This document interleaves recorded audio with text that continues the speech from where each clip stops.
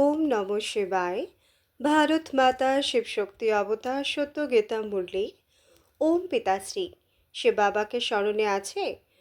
আজকের তারিখ 7 এপ্রিল 2026। প্রাতঃ ক্লাস। Original date 5 November 1968। ওম নমঃ শিবায়। আজ পরম পূজ্য পরমপিতা পরমাত্মা সে বাবা বললেন, রাজ্য কি বাচ্চারা?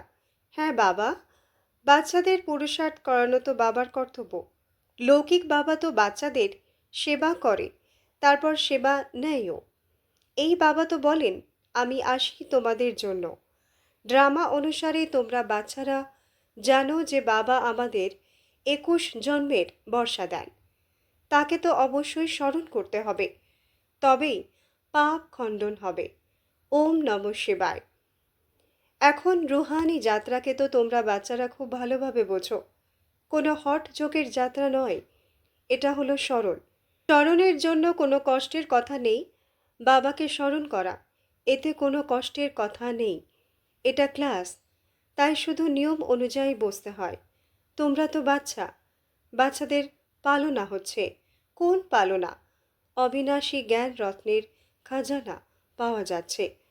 বাবাকে স্মরণ করতে কোনো কষ্ট নেই, শুধু মায়া বুদ্ধির যোগ ভেঙে দেয়।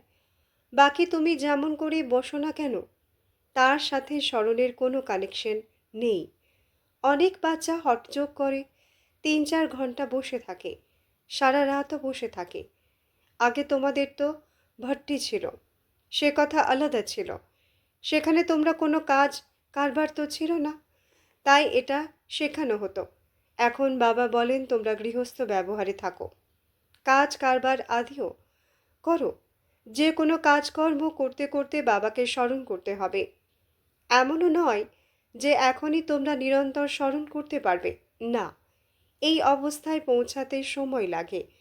এখনই যদি নিরন্তর স্মরণ স্থির হয়ে যায়, তবে কর্মাতীত অবস্থা হয়ে যাবে। বাবা বোঝান, বাচ্চারা, ড্রামার প্ল্যান অনুসারে এখন বাকি অল্প সময় আছে। সমস্ত হিসাবও বুদ্ধিতে থাকে। বলা হয় ক্রাইস্টের 3000 বছর আগে শুধু ভারতই ছিল, তাকে স্বর্গ বলা হতো। এখন তাদেরও 2000 বছর পূর্ণ হচ্ছে, তো 5000 বছরের হিসাব হয়ে যায়। দেখা যায় তোমাদের সমস্ত নাম বিদেশ থেকেই বেরোবে, কারণ তাদের বুদ্ধি তবুও ভারতবাসীদের থেকে তীক্ষ্ণ। ভারতের শান্তিও তারাই চায়। ভারতবাসীরাই লক্ষ লক্ষ বছর বলে আর সর্বব্যাপী জ্ঞান দিয়ে সবার বুদ্ধি বিগড়ে দিয়েছে। তমপ্রধান হয়ে গেছে। তারা এতটা তমপ্রধান হয়নি। তাদের বুদ্ধি তো খুব তীক্ষ্ণ। ভারতবাসীদের থেকে তারা চট করে বুঝে যাবে। তাদের যখন আওয়াজ বেরোবে, তখন ভারতবাসী জাগবে, কারণ ভারতবাসী একদম ঘোর ঘুমে ঘুমিয়ে আছে। তারা তো আর ঘুমিয়ে নেই। আওয়াজ তাদের ভালো বেরোবে। বিদেশ থেকে এসেছিল, আমাদের কেউ বলুক পিস কিভাবে হতে পারে, কারণ বাবাও ভারতেই আসেন। এই কথা তো তোমরা বাচ্চারাই বলতে পারো। দুনিয়াতে আবার সেই পিস কবে আর কিভাবে হবে তা তোমরা বাচ্চারা জানো, কিন্তু কাউকে বোঝানোর সেই শক্তি নেই। বিদেশিরা তোমাদের মিউজিয়াম আদিতে আসে, কিন্তু বোঝানোর শক্তি নেই।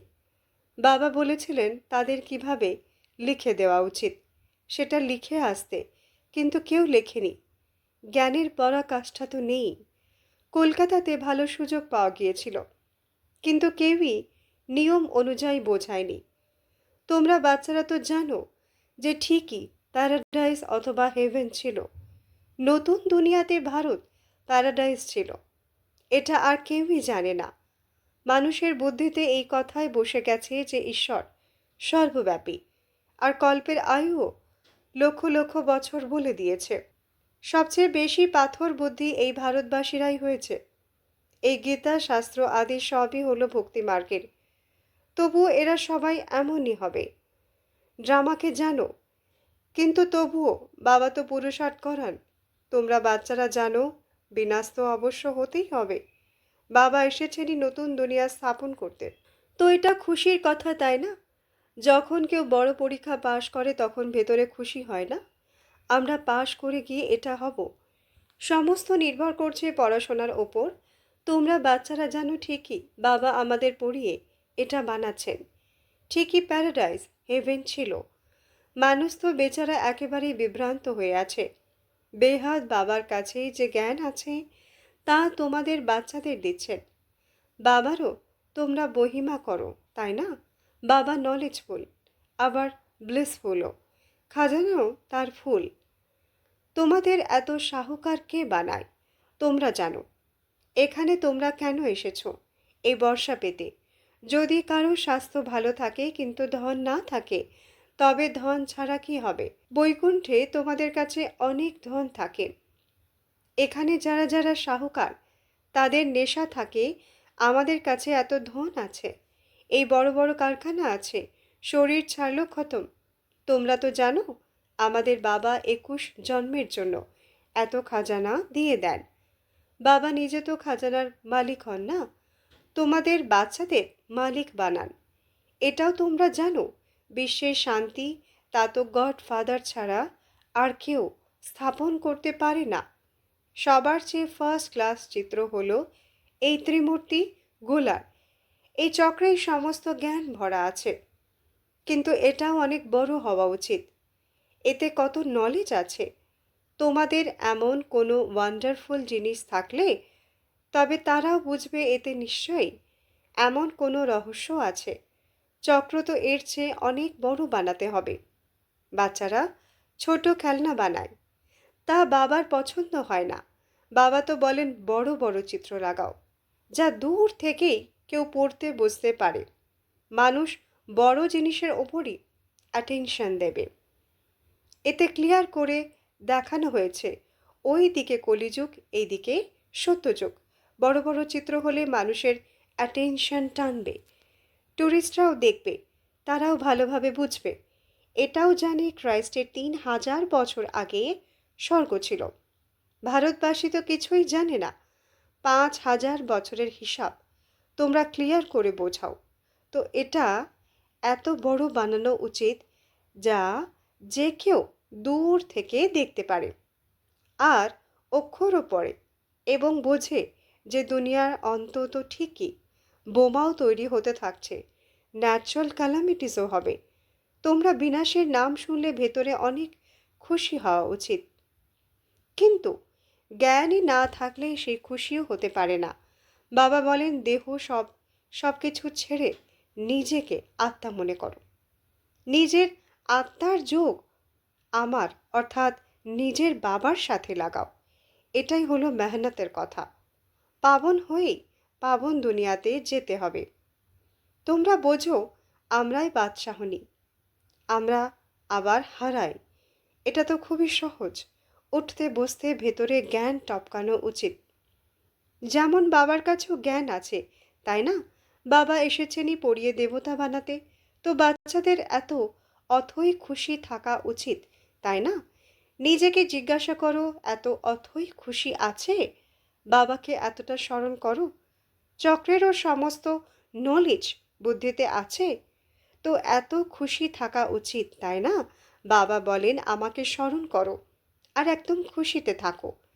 তোমাদের পড়ানোর মালিক কে? যখন সবাই জানতে পারবে তখন সবার মুখই ফ্যাকাশে হয়ে যাবে। কিন্তু তাদের এখন বুঝতে দেরি আছে। এখন দেবতা ধর্মের এত মেম্বার তো হয়নি, সমস্ত রাজত্ব তো স্থাপন হয়নি। কত অসংখ্য মানুষকে বাবার পরিচয় দিতে হবে। বেহাত বাবা আমাদের আবার স্বর্গের বাদশাহী দিচ্ছেন। তোমরাও সেই বাবাকে স্মরণ করো। বেহাত বাবা তো অবশ্যই বেহাত সুখ দেবেন, তাই না? বাচ্চাদের বুদ্ধিতে তো অথই জ্ঞানের খুশি হওয়া উচিত। আর যত যত বাবাকে স্মরণ করবে তত আত্মা পবিত্র হয়ে যাবে ড্রামার প্ল্যান অনুসারে। তোমরা বাচ্চারা যতটা সার্ভিস করে প্রজা বানাও, যাদের কল্যাণ হয় তাদের আবার আশীর্বাদও পাওয়া যায়। গরিবদের সার্ভিস করতে থাকো, নিমন্ত্রণ দিতে থাকো। ট্রেনেও তোমরা অনেক সার্ভিস করতে পারো। এত ছোট ব্যাজেই কত নলেজ ভরা আছে। সমস্ত পড়াশোনার সার এতে আছে। ব্যাজ তো খুব ভালো, অনেক বানানো উচিত। যা কাউকে উপহারও দিতে পারো। যে কাউকে বোঝানো তো খুবই সহজ, শুধু সে বাবাকে স্মরণ করো। সে বাবার থেকে এই বর্ষা পাওয়া যায়। তো বাবা আর বাবার বর্ষা, স্বর্গের বাদশাহী কৃষ্ণপুরীকে স্মরণ করো। মানুষের মত তো কতটা বিভ্রান্ত হয়ে আছে, কিছুই বোঝে না, কিন্তু কোনো লজ্জাও তো কম আসে না। এই সময় মানুষ কতটা পাথর বুদ্ধি বাদুর বুদ্ধি হয়ে পড়েছে। যেমন কামুক জানোয়ার, বেকারের জন্য কতটা বিরক্ত করে, কামের পেছনে কতটা মরে, কোনো কথাই বোঝে না। যেমন পাগলদের হাসপাতাল হয় না, যাকে মেন্টাল হসপিটাল বলে। এই সময় এই সমস্ত দুনিয়া সবচেয়ে বড় মেন্টাল হসপিটাল। সবার বুদ্ধি একদম জড়ো হয়ে গেছে। বাবাকে জানি না, এটাও ড্রামাতে নির্দিষ্ট আছে। সবার বুদ্ধি খতম হয়ে গেছে। বাবা বলেন, বাচ্চারা তোমরা পবিত্র হও, তবে এমন স্বর্গের মালিক হয়ে যাবে। কিন্তু বোঝেই না, আত্মার সমস্ত শক্তি বেরিয়ে গেছে। কত বোঝানো হয় তবুও বোঝে না, নেশা চড়ে না, সময়ও পড়ে আছে। চিন্তার কোনো কথা নেই, তবুও পুরুষার্থ করতে হবে আর করাতে হবে।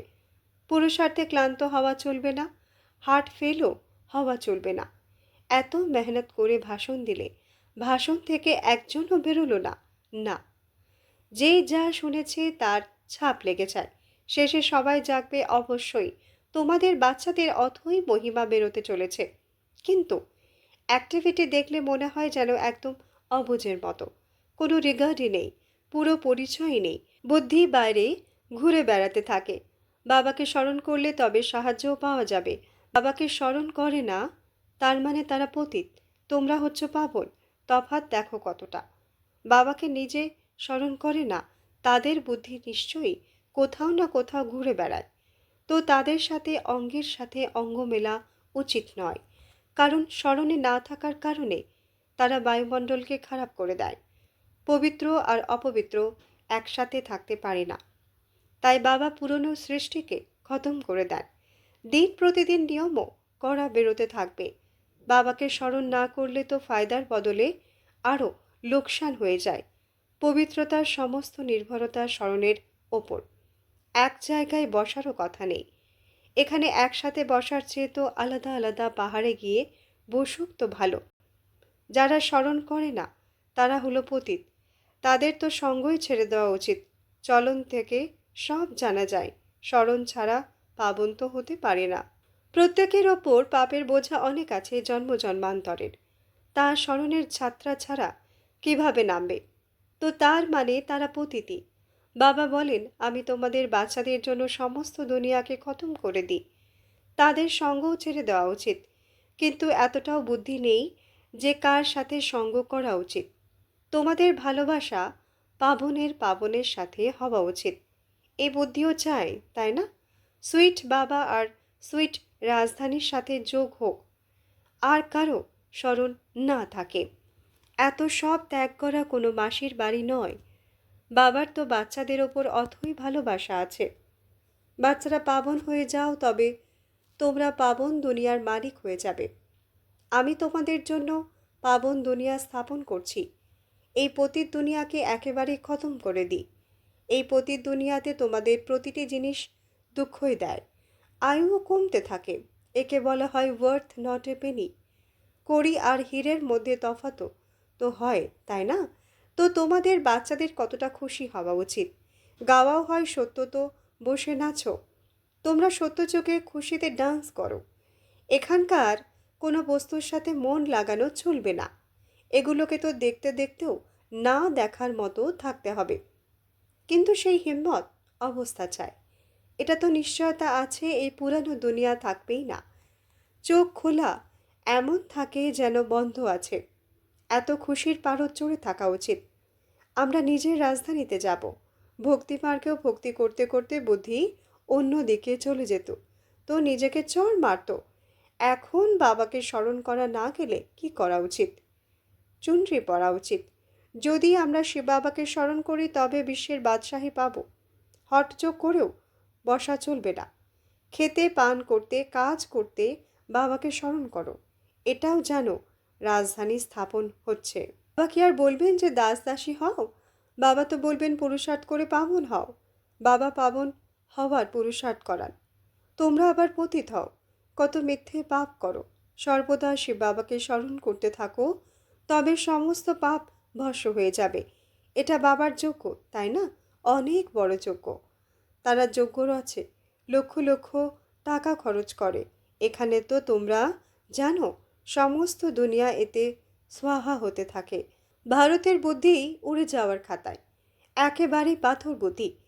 তাই বাইরে আওয়াজ হবে, ভারতেও ছড়াবে। এক তো বাবার সাথে বুদ্ধির যোগ হলে পাপ খণ্ডন হবে, আর তারপর উঁচু পদও পাওয়া যাবে।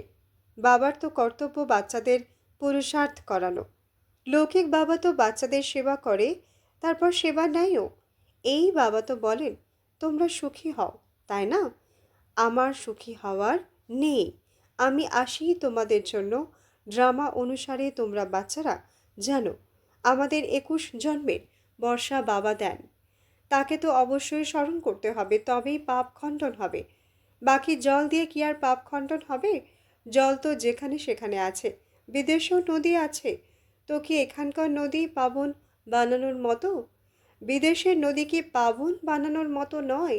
মানুষের মধ্যে কোনো বোঝাপড়াই নেই। বাবার তো দয়া হয়, তাই না? বাবা বোঝান, বাচ্চারা গাফিলতি করো না। বাবা এত সুন্দর বানান, তো পরিশ্রম করা উচিত, তাই না? নিজের ওপর রহম করতে হবে। আচ্ছা, মিষ্টি মিষ্টি সিকিলাধে রুহানি বাচ্চাদের প্রতি রুহানি বাপদাদার ইয়াদ প্যার আর গুড মর্নিং। রুহানি বাচ্চাদের প্রতি রুহানি বাবার নমস্তে। আমরা রুহানি বাচ্চাদের রুহানি মাতা পিতা বাপ দাদাকে ইয়াদ প্যার গুড মর্নিং, নমস্তে নমস্তে নমস্তে।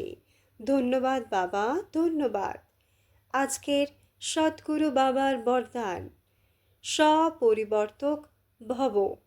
ব্যাখ্যা: তোমরা ব্রাহ্মণ বাচ্চাদের বিশেষ কর্তব্য হলো বিনাশ আর স্থাপনা। তো প্রথম কথা, নিজেকে চেক করো।